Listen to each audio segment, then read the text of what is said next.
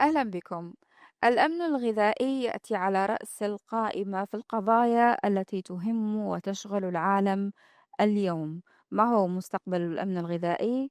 وكيف سيتشكل بوجود التقنيات الحديثة والذكاء الاصطناعي؟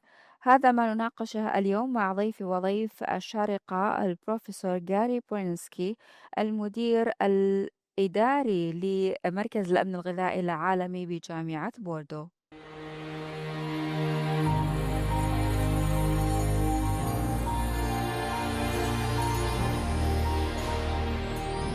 Professor Berners-Key, welcome to our show and welcome to Sharjah as well. Let's start from your participation in the International Government Communication Forum 2025. You took part in this forum, which focused on smart and sustainable cities.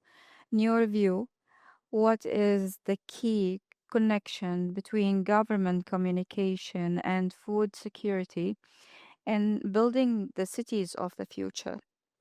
Well, people really need to know where their food comes from and how that food is provided to them. And in addition, the residents of Sharjah need to participate in decision making on the types of food that they eat and how they deal with any type of waste. And so it's very important in terms of communication that people are informed and participate in decision making in terms of food supply systems coming to Sharjah. Mhm, In addition to that, the government has a critical role in promoting healthy diets. mhm, And communication on what those healthy diets look like will help people make changes to the food they buy, prepare, and eat so that in the long run, they and of course their children are having a healthy diet yeah, and that improves their welfare. So communication is key to all of that. yeah. And to encourage people also to plant maybe in the future so they can have a good quality of life depending on good food on their tables, right? That's correct. Mm. And so you need to have different people involved in the communications in government agencies. Mhm. And those people would be, for example, um, anyone that's dealing with health or public health would be engaged in promoting those healthy diets.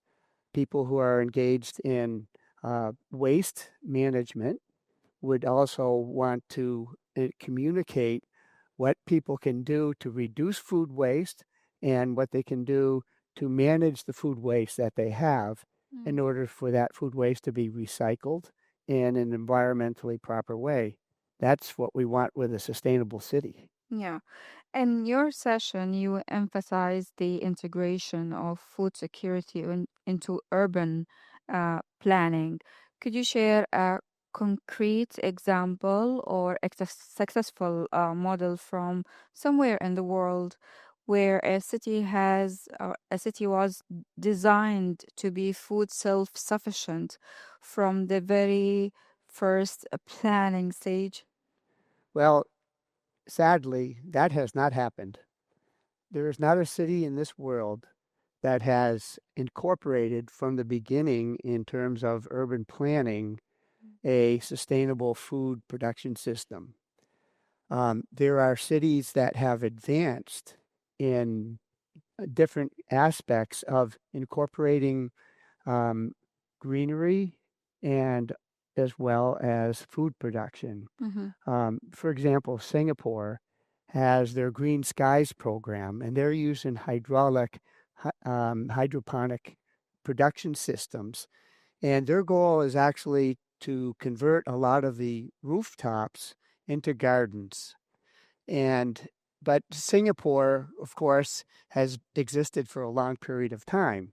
Mm-hmm. And it just until recently that cities planners have become more aware of the importance and the potential of urban agriculture and green spaces in cities in general. Yeah. So I think Singapore is one of the leaders. In my own backyard, we have Chicago, and Chicago is a very dynamic city, and they have excelled with rooftop gardens. And the rooftop gardens have lowered the temperatures in the buildings during the hot summers, so it makes the buildings cooler and more energy efficient. At the same time, you can produce nutritious foods. That's Chicago right. has a very harsh environment in the summertime, not unlike the environment here in the UAE. Yeah. So I think there's some valuable lessons that we can learn. They also have converted spaces in the city that have been abandoned, or these spaces have also um, just have suffered from disuse, and they've converted many of these spaces into gardens. Of course, Chicago has a lot more rainfall, and water is not such a critical issue, Yeah. but I think there's potential here in Sharjah to be able to look at and examine some of these technologies and methodologies that are being used in other cities to make them more green and to have them actually produce food and help with food sustainability. Mhm. You highlighted also the opportunity for the UAE and Sharjah in particular to reduce reliance on food imports. From your experience, which agricultural technology is most suitable for desert climates and could have the great impact if properly invested in? Well, definitely hydroponic systems. People think that hydroponic systems use a lot of water, but actually we have progressed with the technology in terms of producing fresh vegetables using a lot less water and in controlled environments.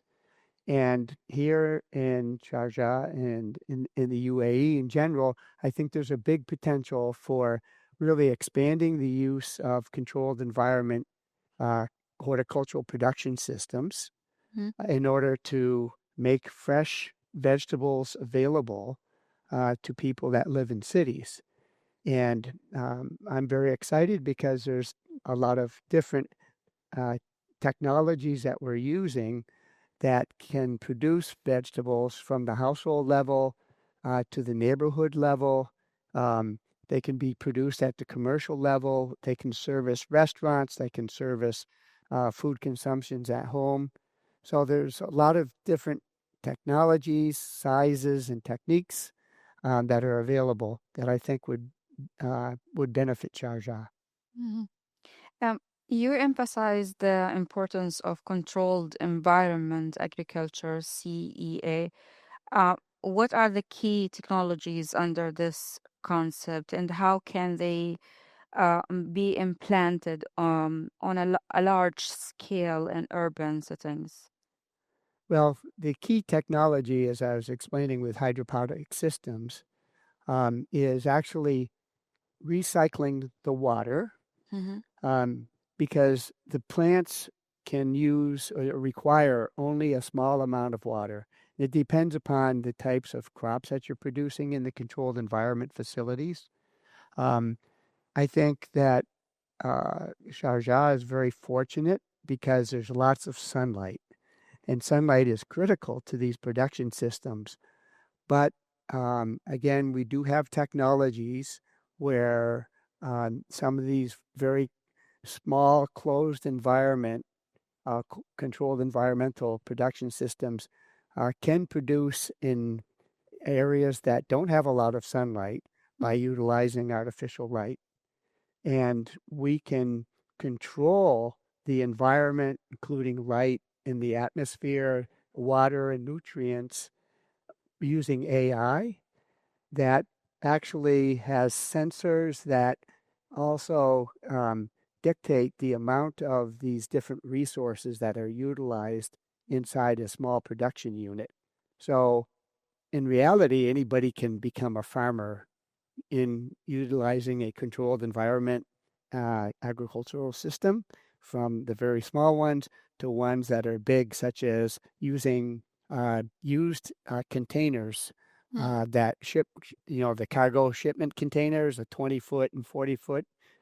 Those can be converted into production systems. And when we do it, and we are commercializing that right now in the United States, and imagine the Sharjah is an important port, and there's a lot of containers that come in, and many of those containers are That's right. discarded, and they can be repurposed for agricultural production, and it doesn't cost a lot of money.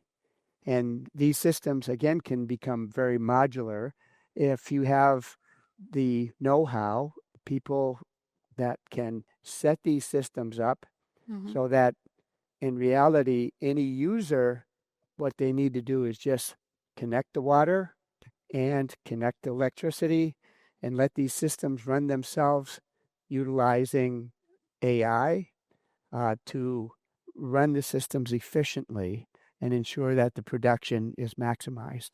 Yeah, that's impressive. I think also that will encourage people and anyone in society to plant their own vegetables, for example, right? If Certainly. it's that is it that simple? It's that simple. Mm. Especially these really tiny, small production units that are about the size of a small refrigerator. Inside, they have a small revolving tower, and they have a place, much like your Keurig coffee makers. You use these little plugs, right? Yeah. You stick them in, and the coffee runs through. It's the same preparation. So these little towers have places where you stick in the pod, little spike at the bottom, it opens it up, and the water trickles down the center. And the pod contains a growing medium, contains nutrients and seeds. And so the top pops off, the sprouts come out, and they begin to grow, and they grow very rapidly. Wow. And so you can stagger the production so you don't get everything. You don't get your unit just filled with vegetables. You don't know what to do with them all, right? But you can stagger the production so that every day you have a certain amount available. You open up your little production unit and you pick out the leaves, the different types of vegetables you want for your dinner, putting it right on the plate, nice and fresh. And so that encourages great diets. Yeah. And you can save money by doing that. How do you convince people around the world to do this, in your opinion? So, it is a matter of one is having resources available, right? So there needs to be, um, I would say the private sector, the businesses are the ones that are in the best position to be able to scale up this type of technology because they can do it in a way where they make money, but also that they would have an outreach to people, and they can establish units of different sizes and different prices, just like what we have with our appliances, right? Right. Everything from microwaves and stoves and refrigerators, you have different prices, different sizes, different functions. Varieties. We have varieties of this, so we can have also varieties That's for right. planting. And so these technologies can be scaled up, right? But again, we're at the point where they're just entering the market. We have, our students that are very entrepreneurial have learned about these things in the university, and they've developed startup businesses that are doing exactly this. And so what we're looking for is, well, how can we bring this to scale? And the private sector, I think, is a good vehicle for doing that. Right. You also mentioned that um, the possibility of raising livestock such as cattle and sheep within modular urban systems. That sounds highly ambitious. How can this be achieved in a particular and environmentally sustainable way? Well, I think there's a little misunderstanding because having livestock inside an urban environment is not really viable. But we can have them in rural areas here in Sharjah. There's abundant land, and we can establish these controlled environmental production systems for livestock, particularly poultry, are very sensitive to heat, but they're very productive as well. I mean, we all like to eat chicken and eggs, right? And so you are producing poultry here in the UAE. Yeah. And we are developing technology so that poultry is more humanely treated during production, right? You heard of, cage-free chickens, right? So we're actually conducting a lot of research on what makes chickens happier. And if the chicken is happy, just like dairy cattle or beef cattle, a happier animal is more productive, right? And we, as humans, want to be humane as well. We want to treat our animals not just as, production unit. We want to treat them, as a living being. So I think there is potential in rural areas for establishing these controlled environment facilities for dairy. And you already have dairy. I've had some milk here that's been produced in Sharjah. Yeah, we have organic actually. Yes, and it's really good. And so and you treat your dairy cattle very well. And so I think these are opportunities for expansion, but we can't do it inside the city, but we can do it close Outside, by, yeah. right? And make sure that there's public awareness on how you're doing it. And you want to promote, and this goes back to the communication, you want to promote the consumption of your produce, your milk, your eggs and chicken, and your vegetables locally, so that the population here, they might have to pay a little bit more money, but in reality, they're conscientious about, and they're proud of Sharjah. Yeah. And so that's got to be incorporated into some of your communication efforts. Yeah. You stressed that the goal is not only sustainable agriculture, but sustainable food security. From your perspective, what is the key difference between these two concepts? Well, sustainable agricultural production sustainable agriculture, it focuses on production, okay? Whereas food security recognizes that food originates from many different sources.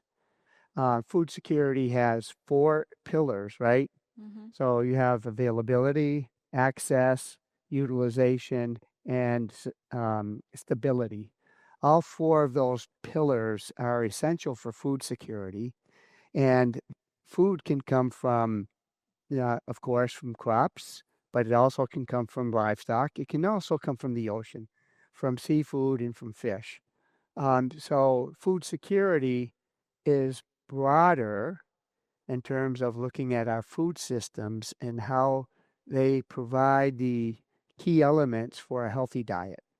Whereas sustainable agriculture focuses on the production side. Let's highlight your career and achievement.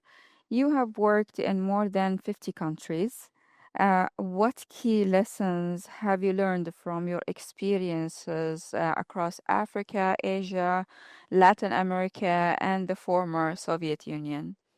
Well, I think the key thing that I have learned is that every situation is different. All the countries are very different, and you cannot take what we call a cookie cutter approach and apply the same practices, technologies in all of the countries. Right. You need to take a look at what the local problems are and do that together with stakeholders that you're working with, and come up with solutions together with them, and then you use as inputs your knowledge on these different technologies that we have, on how those can be shaped to satisfy or resolve problems at the local level, and do it again in a participatory way. So I think that's the most important thing that I've learned. And there's a lot of social, economic, cultural differences, right? Those are important. And when we look at food and culture go so much hand in hand, right? They're very intertwined. And part of the culture here in Sharjah is associated with food, the type Right. of food you eat, how you prepare them, and how you share them. In all So cultures, I think. Yeah. yes, in Yeah. all the countries this applies. Yeah. And so I think that from my perspective, that's a very valuable lesson that I've learned. Your career, Professor, mashallah, spans 40 years. What major changes have you observed in global food security over these 4 decades? Well, over the past 4 decades, I've seen that the number of people that are food insecure has decreased. When you look, let's say 4 decades ago, there were over 1 billion people that were food insecure. They went to bed hungry every night. Yeah. And today, there's about 785 million people that go to bed hungry every night. But at the same time, the world population has increased substantially. So, in percentage wise, the percentage of people that are suffering from food insecurity has decreased. And there's a lot of factors that have played into that. Um, but that's one of the major observations that I've made. Of course, a hiccup in that was the COVID, right? So I think everybody recognizes that 5 years ago we went through a very difficult period, Right. and the number of people that were food insecure started to grow very, very quickly. But as we battled the pandemic and were able to get our production systems back online, and we learned a lot of lessons too, that number now of people that are food insecure is going down again. That's good. You served as executive director of the Rainforest International Foundation. What were your most significant achievements during that time, and how did they contribute to forest conservations? Well, the Rainforest Foundation had a big focus on indigenous people and their rights to the rainforest. Obviously, because there are traditional societies that have occupied, vast areas of rainforest, particularly in Brazil, Mm-hmm. that they are in a good place to be able to conserve those rainforests. And so the Rainforest Foundation, we helped different ethnic groups make a claim to those lands and worked with the government to actually have those dedicated as indigenous lands.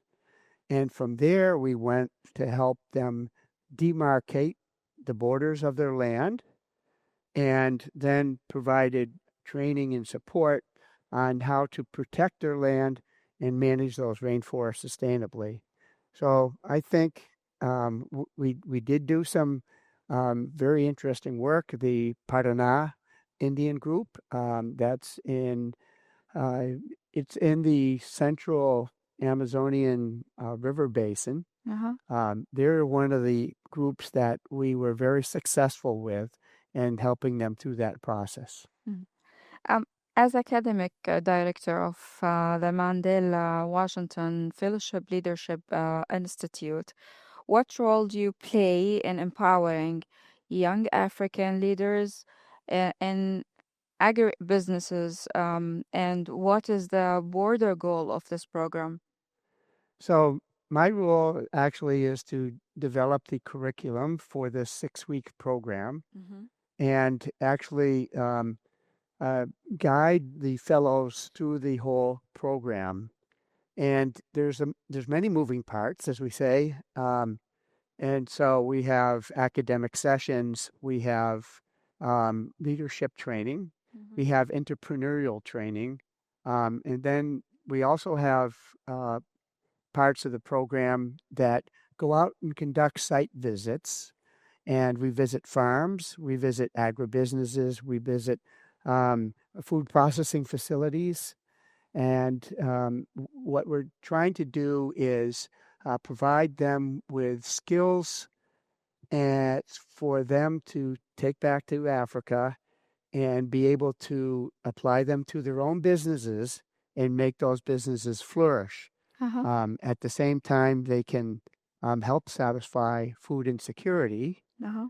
Um, and we get usually we have 25 fellows every year, and with from 18 to 20 different sub-Saharan African countries, Mm-hmm. and each with their different languages and cultures. And so we get these young Africans to work together from all these different countries and to form a network Mm. that helps support them when they go back to their respective And countries. this network will be sustainable as well when they go back to their countries. That's right. Yeah. And so, we use WhatsApp. That's one of our Devices. communication methods. Yeah. And so within a cohort, there's a continued communication between what we call our fellows or our alumni. And we go further to try and make connections between the different cohorts Mm-hmm. that we've had on campus, so that we're creating an extensive network of young African leaders in Africa. And as time goes by, we have seen that some of the leaders from our earlier program, 12 years ago, are now moving up as business leaders. Some of them are now in government, including as ministers of agriculture in their countries. So we're very proud. I think that we've helped contribute to their development as leaders. You've been a country director for several international organizations. What was the greatest challenge you faced in managing development projects in countries like Colombia, Tajikistan, and Russia? Well, the greatest challenge actually is to have our programs and the initiatives within those programs be sustainable. Mhm. And in these countries, we're working across very complex policy, economic, and social and culture landscapes um, that make sustainability very much a challenge. And so, what I need, what I needed to do was to work with the different stakeholders in government, in the private sector, in businesses, in the civic sector with non-governmental organizations and communities and civic groups, and need to get these stakeholders to work together so that our program initiatives can be sustained. Because everybody's got to contribute in order for you to achieve your goals. And those goals are, to improve human welfare, right?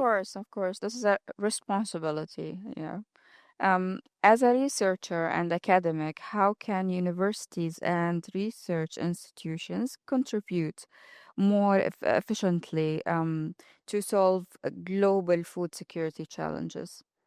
So, everybody's heard the saying, the ivory tower, right? That academics and researchers kind of stay in their universities.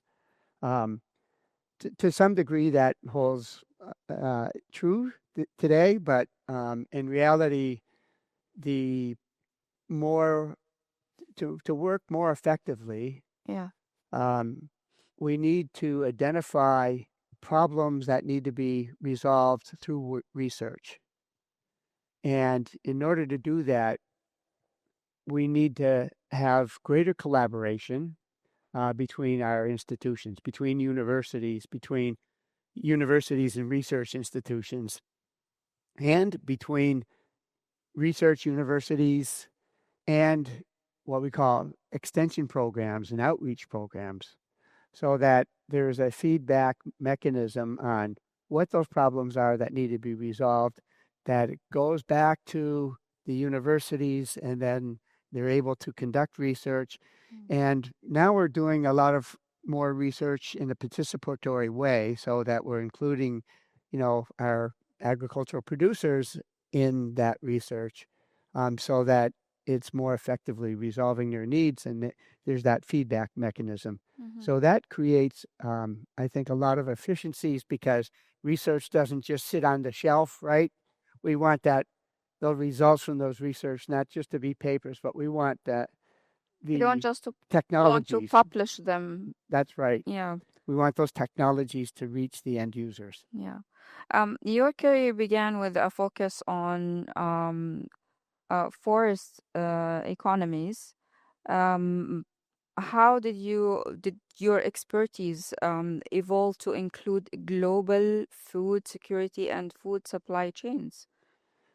Well, that's an interesting question, because my background is in forestry and forest economics, and I was working mostly in lower and middle income countries in forest management, right? And so, but there was a big problem, and that is people were chopping down trees.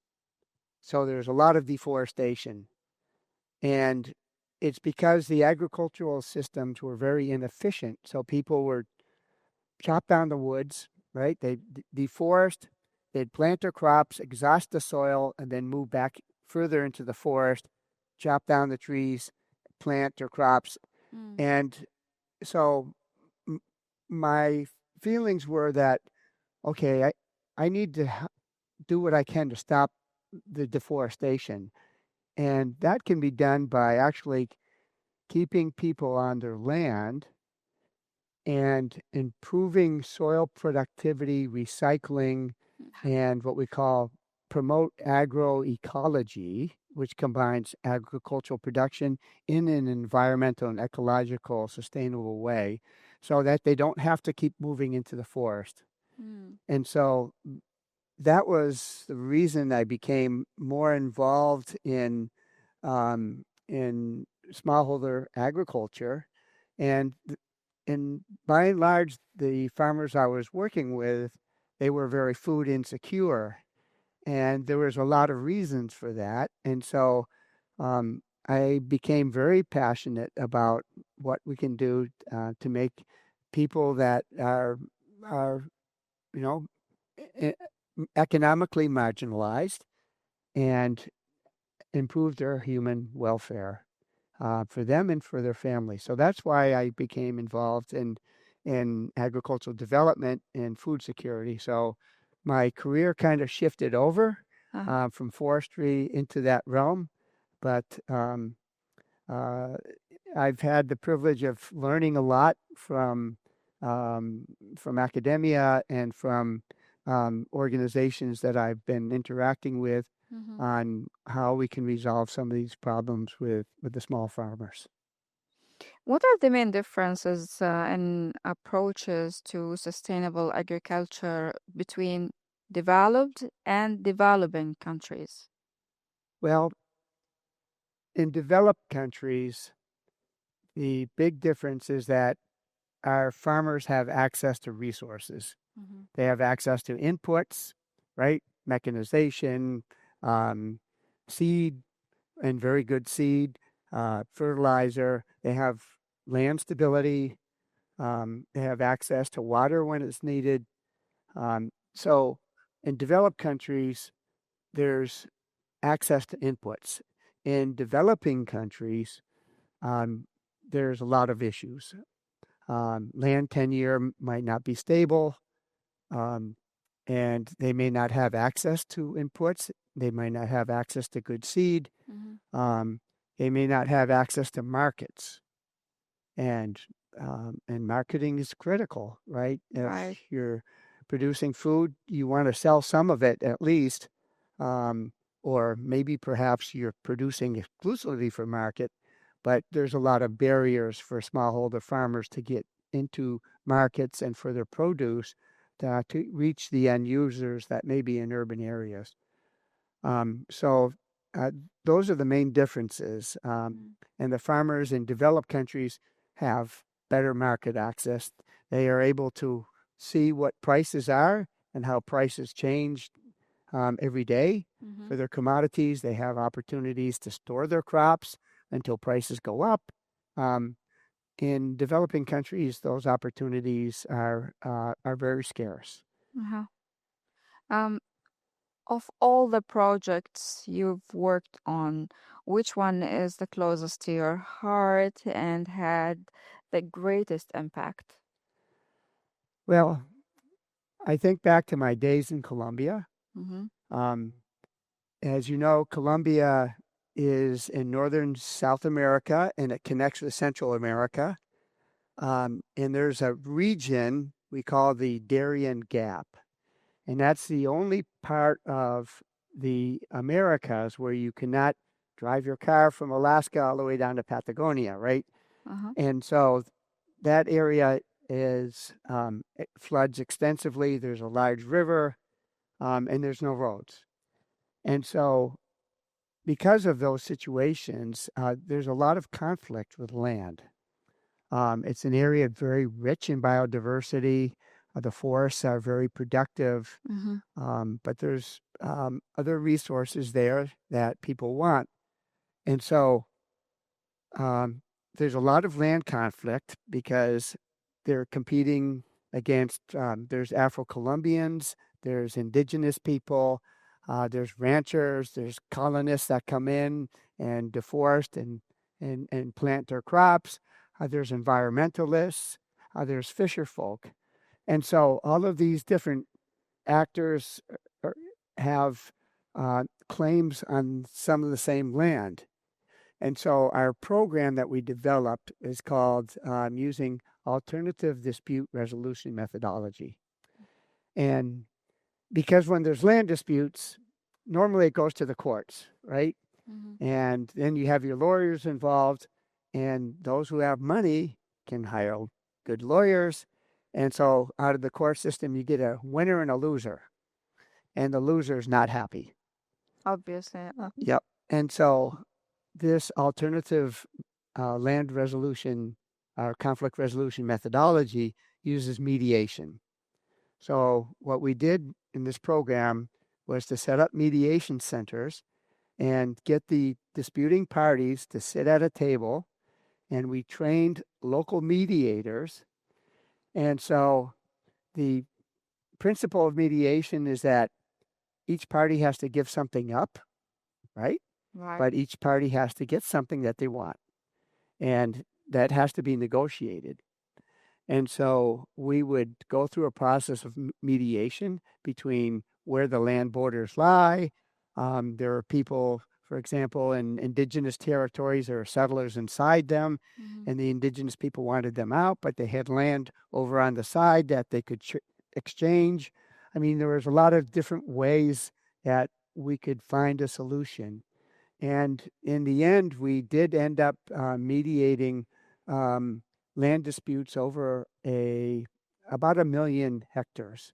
And that's a lot of land. Right. And the Colombian government, of course, worked with us hand in hand because the government in the end does the land titling and they have purview over the territories.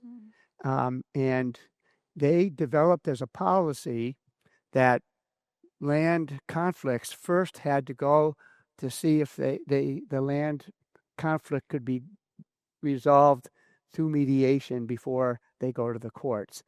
And this helped them unclog the court systems because land conflict in Colombia is a big thing, right? And so that in the end provided a solution, but stability that particularly smallholder farmers and larger farmers needed. And once you resolved that land conflict, people invested in the sustainable management of that land. Whereas when they were under conflict, they were using that land, they're just mining it for its resources instead of sustainably managing it. So in my heart, that was a very Impressive. Impressive. successful program. So you're saying that the most difficult, complicated project is the nearest to your heart, Right. basically. Yeah. Impressive. Um, how has your background in natural resources or resource management shaped you? Approach to food بعيد السؤال. Again, how has your background in natural resource management shaped your approach to food security issues? Well, our food depends upon our natural systems. So natural resources are what? Land, soil, water, right? They're biological systems or ecological systems. All of those are essential for our food production. Controlled environment food production is something that's very new. We still have a lot of questions on some of the interactions between microorganisms and controlled environments, but in terms of agriculture in general, there's a lot of dependence upon these natural resources. So I believe that my background in knowing how to sustainably manage a natural resource has helped improve productivity and help resolve food insecurity. Yeah. About food security, what are the most critical factors currently threatening global food security? And can you rank them in order of priority? Wow. Yes, there's a lot of factors. And so what I'd like to do is kind of mention a few that I think are important. On the production side, number one's climate change, right? And I think that's a huge challenge for humanity, not only in food production and food That's security, right. but Yeah. for everything. And the next thing is, of course, dear to your heart as well as water. Okay. And then the third, I would say, land degradation. So we're losing a lot of our valuable agricultural land because it has not been managed sustainably by erosion, by contamination. There's a lot of land that has been lost, unfortunately. Unfortunately, yeah. On the social side, the three important barriers to food security are one, obesity, and two, malnutrition, and three, hygiene. So, what we are seeing is a global shift in food insecurity going from the lack of micronutrients to actually obesity by consuming highly processed, high calorie, dense foods, which end up creating a whole host of health problems, right? You get health problems um, from nutrient deficiencies, right? Lack of vitamin A causes poor eyesight and blindness. The lack of iodine causes problems with your thyroids. Right.